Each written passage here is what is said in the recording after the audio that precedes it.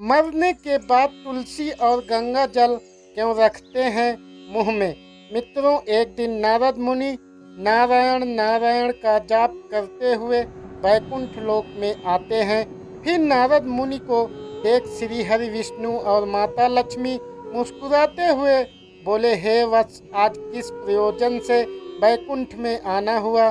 तब देवर्षि नारद श्री हरि और माता लक्ष्मी को प्रणाम करते हुए बोले, हे प्रभु, मेरे मन में एक शंका है, कृपया मेरा मार्गदर्शन करें। तब श्री हरि बोले, हे नारद, क्या है तुम्हारा शंका, कृपया बताओ तो तुम्हारे शंका का निवारण करके हमें प्रसन्नता होगी। तब नारद मुनि कहते हैं, हे प्रभु, जब कोई मनुष्य मृत्यु के बाद तुलसी पत्र का जल अपने मुख में पाता है तथा रोज तुलसी में जल देने से क्या होता है तथा उस मनुष्य को कौन से फल की प्राप्ति होती है। तब श्री हरि कहते हैं कि नारद, तुमने जो प्रश्न पूछा है वह समस्त मानव जाति के कल्याण हेतु अत्यंत उपयुक्त है। जो भी मनुष्य तुलसी पत्र का जल पाता है वह सौभाग्यशाली होता है। उस व्यक्ति के सारे पाप भी माफ हो जाते हैं और उसे मुक्ति मिल जाती है। फिर मित्रों, आगे श्री हरि कहते हैं, हे मुनि, तुलसी पत्र के संबंधित मैं आपको एक पवित्र कथा सुनाता हूँ, आप इसे ध्यान से सुने। तब देवर्षि नारद कहते हैं, हे प्रभु, मैं इस कथा को पूरे ध्यान से सुनूंगा और लोक कल्याण हेतु इस कथा का प्रसार भी करूंगा।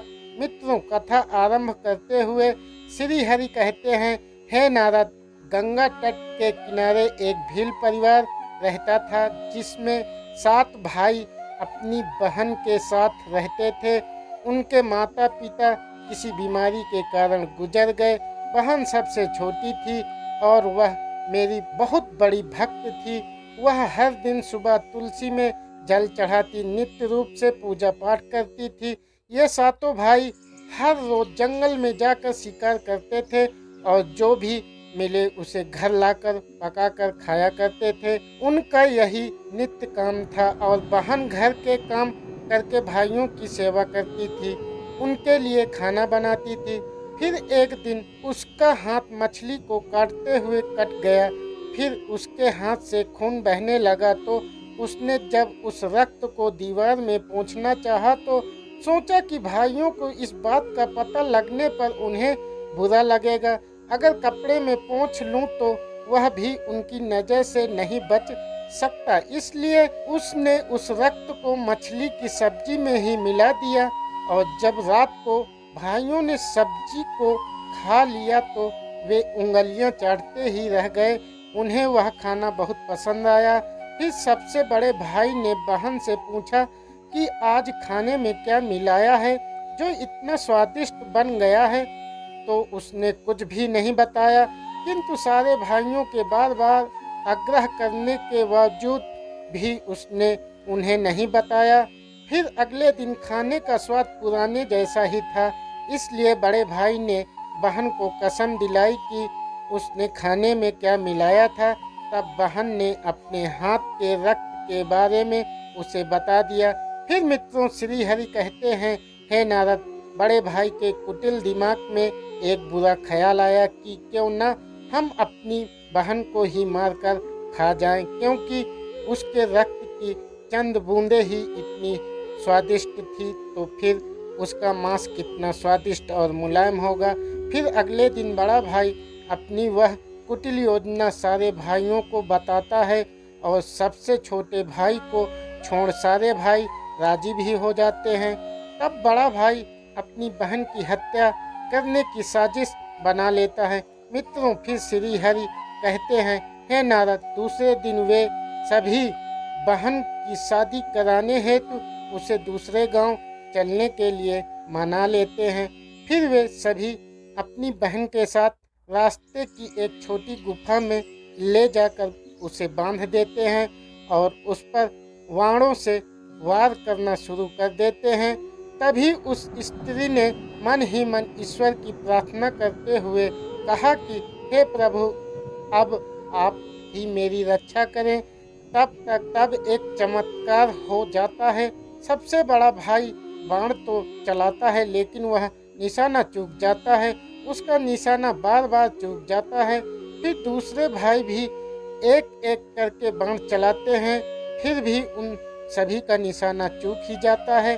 अंत में सबसे छोटे भाई को बाण चलाने को कहते हैं किंतु वह मना कर देता है। तब सभी भाई उसे ही जान से मारने की धमकी देते हैं। तो बहन स्वयं मुझसे विनती करती हुई बोली, हे प्रभु, अब आप मेरे छोटे भाई की रक्षा करें और मेरे प्राण लें। ऐसा कहते ही सबसे छोटे भाई का बाण बिना निशाने के ही बहन के सीने को भेद जाता है। तब वे 6 भाई अपनी ही सगी बहन को काट कर पकाते हैं और आपस में परोसते हैं और अंत में सबसे छोटे भाई को उसका सिर खाने को देते हैं। वह अत्यंत दुखी होकर मन ही मन बहुत रोता है और उसने अपने कपड़ों में एक मछली का टुकड़ा छुपा के रखा था, तो उसने उसी मछली को ही खाने में मिलाकर खा लिया। खाते समय उसने अपने पात्र के नीचे एक छोटा सा गड्ढा खोदकर उसमें अपनी बहन की सर और हाथ पैर के टुकड़े डाल दिए। फिर वे सब वहां से चले जाते हैं। फिर श्री हरि कहते हैं, हे नारद, दूसरे दिन छोटा भाई उसी जगह पर आकर एक बांस का पेड़ अपनी बहन की याद में लगा देता है और उसे रोजाना पानी देता है। इसी तरह कुछ दिन बीत जाने के बाद एक साधु उस बांस के पास मल मूत्र त्यागने हेतु जाते हैं। तो वहां से आवाज आती है, हे साधु महाराज, आप इस जगह मल का त्याग न करें। तभी वह साधु आश्चर्य से एक बांस के टुकड़े को काट कर अपने साथ रखते हैं और उसकी एक बांसुरी बना लेते हैं। जब भी वह साधु बांसुरी बजाता तो उसमें से एक स्त्री की सुंदर गाती हुई आवाज आती थी। वह तपस्वी उसी बांसुरी को बजाते हुए अपना जीवन यापन करने लगे। कुछ समय बीतने के बाद वे साधु उसी बड़े भाई के घर गए तो वह बांसुरी बाजने के अलावा वह कहने लगी कि इसी दुष्ट ने मेरी हत्या की है। ऐसा सुनते ही घर से बड़ा भाई भागते हुए आया और उसने उस साधु को अपने द्वार से आगे भगाया। फिर आगे श्री हरि कहते हैं, हे नारद, इसी तरह वह साधु उन 6 भाइयों के द्वार पर जाता है किंतु वे सभी साधु को वहां से भगा देते हैं। साधु को तब कुछ हद तक यह बात समझ में आ जाती है कि जिस स्त्री की आत्मा इस बांसुरी में रहती है उसका इन लोगों के साथ जरूर कुछ नाता होगा, किंतु बेचारा साधु उन सभी के साथ कुछ भी नहीं कर सकता था। इसलिए वह फिर अंत में 7वें भाई के द्वार पर जाता है। तभी वह बांसुरी कहती है, यही मेरे प्रिय भाई का घर है। मित्रों, फिर जब घर में बैठे दुखी भाई को अपनी बहन की पुकार सुनाई दी तो वह भागते हुए घर से बाहर आता है, किंतु देखने पर वह देखता है कि एक साधु बांसुरी लेकर द्वार पर खड़ा है। तो साधु ने उस भाई को बताया कि यह आवाज इस बांसुरी से आई है। मित्रों, फिर श्री हरि कहते हैं, हे नारद, वह भाई उस साधु से विनती करते हुए उनसे बांसुरी मांगता है। तब वह साधु उस बांसुरी को 7वें भाई को देता है और वह वहां से चला जाता है। फिर वह भाई भी अपनी बहन की आवाज वाली बांसुरी बजाता है तो वह उसे कहती है, हे भाई, मुझे पता है कि तुम मुझसे बहुत प्रेम करते हो, किंतु मेरी मुक्ति के लिए तुम हर दिन घर की तुलसी में जल चढ़ाओ तथा भगवान श्री हरि की पूजा पाठ और नित्य सेवा करो। अपनी बहन की आत्मा की बातों को मानकर वह भाई नित्य रूप से तुलसी में जल देता और घर में पूजा पाठ करता।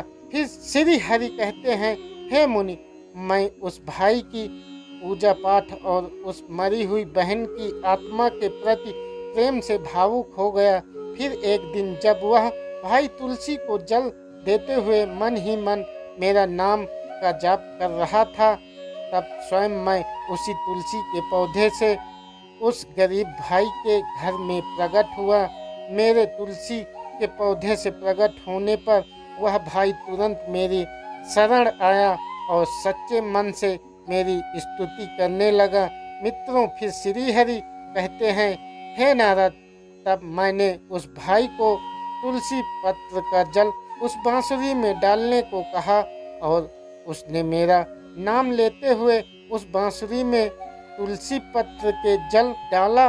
तो मेरे आशीर्वाद से उस स्त्री का पुनः जन्म होकर वह स्वयं उस बांसुरी से बाहर आ गई।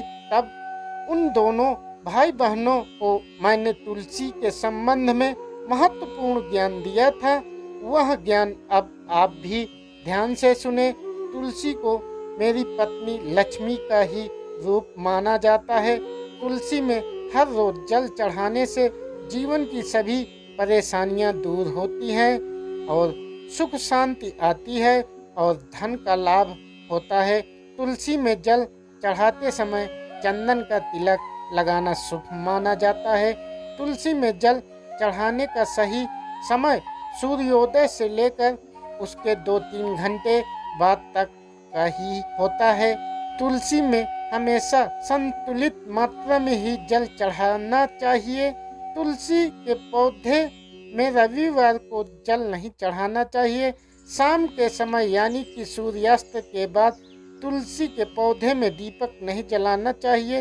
मंगलवार को तुलसी में जल देने से विष्णु जी और लक्ष्मी जी दोनों ही प्रसन्न होते हैं। तुलसी को अन्य वनस्पतियों में से शुभ और मंगलकारी माना जाता है। रोज सुबह स्नान के बाद तुलसी में जल अर्पित करने से जीवन के दुर्भाग्य दूर होते हैं। मित्रों, आगे भगवान श्री हरि कहते हैं, मृत्यु ही जीवन का परम सत्य है। मृत्यु उपरांत व्यक्ति का विधि पूर्वक अंतिम संस्कार करने का विधान है, जिससे उसके शरीर को मुक्ति मिल सके और वह एक शरीर को त्याग कर दूसरा शरीर धारण कर सके। उसी प्रकार से जब व्यक्ति मोक्ष की प्राप्ति करता है तो उसे सभी पापों से मुक्ति मिलती है। मृत्यु के समय मुंह में गंगा जल डालना चाहिए, जिसका कारण है कि गंगा जल कभी खराब नहीं होता है और कुछ बंदे की मृत्यु के उपरांत व्यक्ति के लिए मोक्ष के द्वार खोल देगी। मृत्यु के समय व्यक्ति के मुख में गंगा जल डालने से उसके कई शारीरिक कष्टों से मुक्ति मिलती है और आसान मृत्यु मिल जाती है। यदि मृत्यु के समय व्यक्ति के मुंह में तुलसी की पत्तियां रखी जाती हैं तो मरने वाले व्यक्ति की आत्मा को भगवान विष्णु का आशीर्वाद प्राप्त होता है और संसार की मोह माया से मुक्ति मिलती है।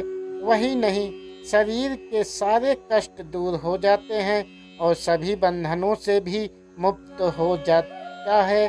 तुलसी के नाम से ही यमलोक में जो कष्ट देने वाले राक्षस हैं वह शांत हो जाते हैं और यम मार्ग आसान हो जाता है तथा मोक्ष मिलता है।